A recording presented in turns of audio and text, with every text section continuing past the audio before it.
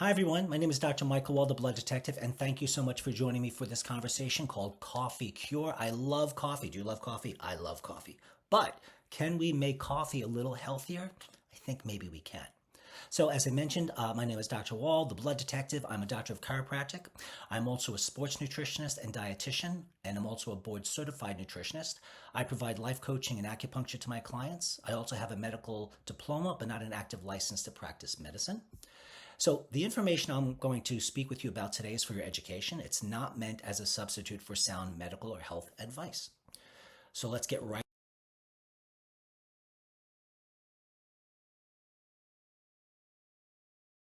into it. So, a couple of ways to take a regular cup of coffee and make it a multitude of levels healthier. Number one, you can enhance the health benefits of coffee if you add a little cinnamon, some turmeric, and some ginger.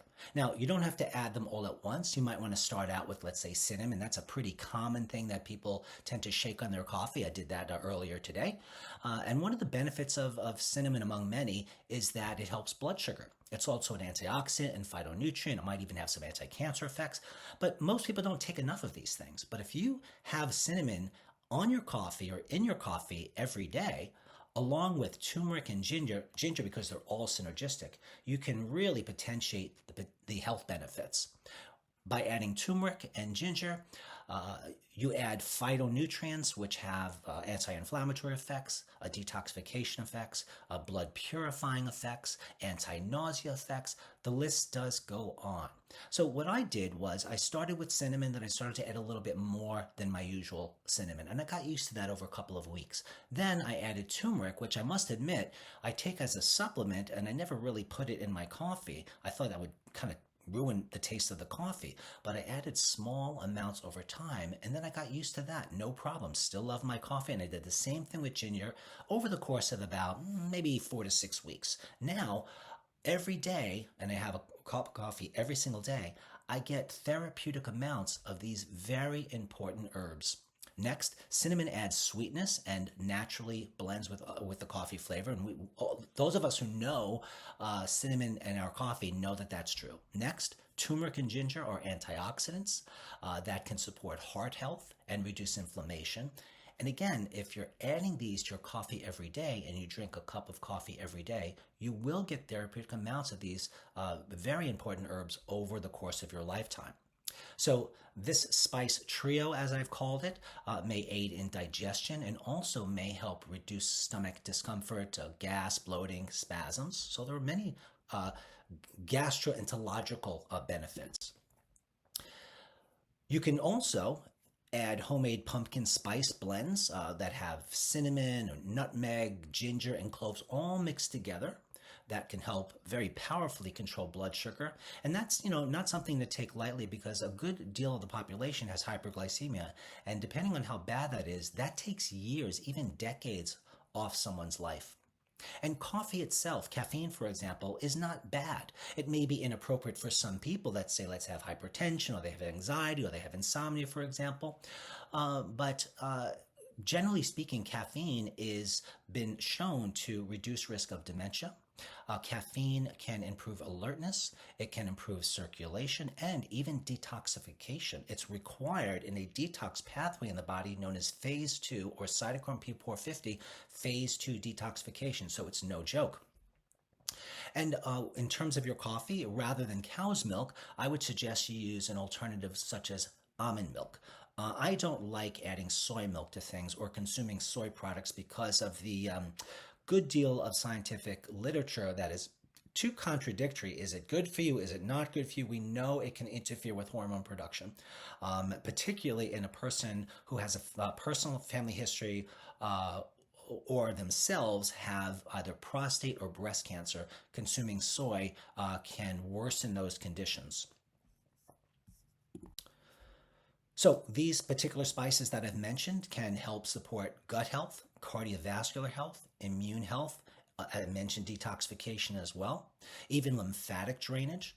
Spicing coffee can be an easy way to incorporate anti-inflammatory compounds into daily life, and I emphasize this because most human diseases they rely on inflammation. So chronic levels of constant inflammation are responsible for most human diseases. And all of the herbs I've mentioned so far, if taken at the right doses consistently, can reduce our risk of inflammatory diseases, which is basically everything. And this is operating your routine. I'm not asking you to do anything else. If you just did this one thing, it could add up to some health benefits. Homemade blends, mixing and matching these different herbs in ratios that you like, can help improve your health in a number of ways that really cost very little money. I will say too, when you purchase your herbs, make sure they're organic and make sure they're metals free. Now, you may not know if they contain no metals unless you contact the producers of the herbs themselves and ask them for a full disclosure label, a third-party assay of what is in those herbs. We know, for example, that herbs out of China are heavily loaded with heavy metals, so you need to be careful of that. What are some laboratory tests that you could take to see whether your herbal efforts in your coffee are making any difference? Well, you can measure some inflammatory markers. C-reactive protein, for example, and interleukin-6 are two popular ones that can be done, usually covered by insurance, by your primary doctor. Oxidative stress markers. These herbs also reduce oxidative stress, which is essentially the same as inflammation. So if you want to know whether or not your efforts here are actually making a difference in your chemistry, not just how you feel, because you might just feel good about what you did, and that could last a long time, but you really want to know if it's actually your efforts here are making the changes you want in your chemistries. Also, liver enzymes, something called fatty liver, can be helped with some of these herbs. That's a medical problem that doctors have nothing for. And then there's gut-related biomarkers. These different herbs I've described here have a strong influence upon gut health. So if you want to measure some gut markers and see how they've improved, you can actually do that. What you do is, if you're taking any of these herbs, hopefully you're already seeing someone who prescribed these herbs. They're checking your liver and other aspects of your chemistry, as I've described this, on a routine basis, because even though you're okay with herbs now, it may react adversely later. And the liver is so resilient, it may continue functioning for a long period of time and then all of a sudden show all these abnormalities.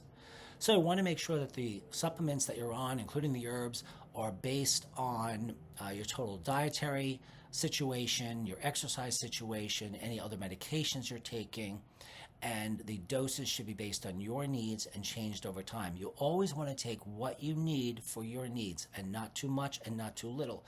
That's where the testing comes in. Sometimes you have to give a dose of something, check the testing, you find out it's too high, even though it's not high for most people. So people are very independent in terms of their responses to these herbs. And based on that, you figure out the least amount of these herbs to get the greatest health benefit. So that about does it for our presentation today on herbs and coffee, making it better. I hope you enjoyed it, and I'll see you at the next podcast. Thank you.